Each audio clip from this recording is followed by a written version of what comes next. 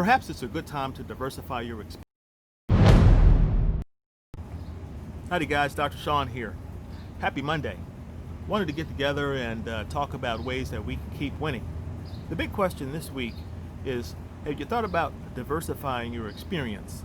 Now this question came up a couple of months ago. We were talking around dinner, my family and I asked one of our daughters, hey, what is it about Bernie Sanders that attracts the younger generation? Because to me, I sort of prefaced it, he seems like kind of a grumpy, angry old dude. So why would he appeal to you guys? And my daughter, she actually sort of nodded her head in agreement.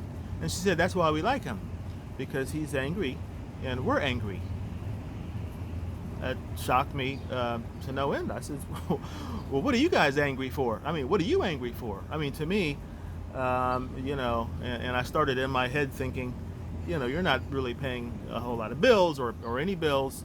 You don't have any real responsibilities of significance. As far as I'm concerned, I'm doing most of the bill paying around here.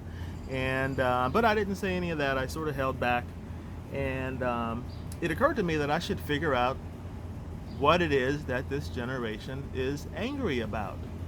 And so she went on and described to me, and I learned a whole lot about not only my daughter, some of the other siblings of her siblings, our kids chimed in. They all seemed to be on the same accord.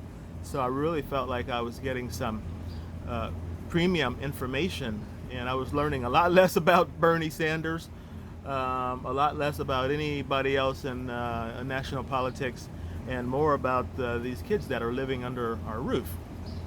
Anyway, so since that time I have taken other opportunities to learn more about this generation and more about other people, and it's been amazing. So another instance came up, and I was talking to my son.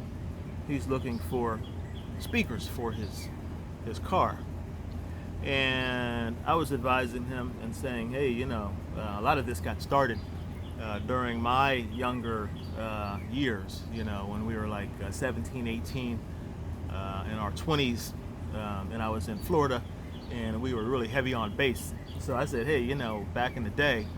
And then, I could hear myself starting to be really proud of my own generation, and starting to talk down on him and his generation. And that was happening kind of automatically. I was feeling good about, our role and the impact that we had, the 80s music, and a lot of the really good singers, a lot of the good players that we had back then. I mean, it's nothing like what they have right now, right? Anyway, so I'm digressing.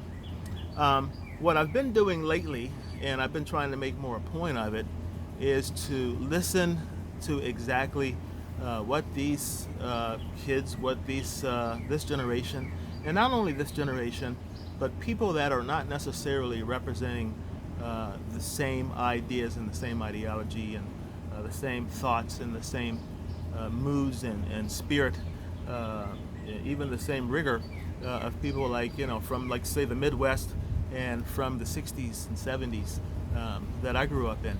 And I think that I've been benefiting from it.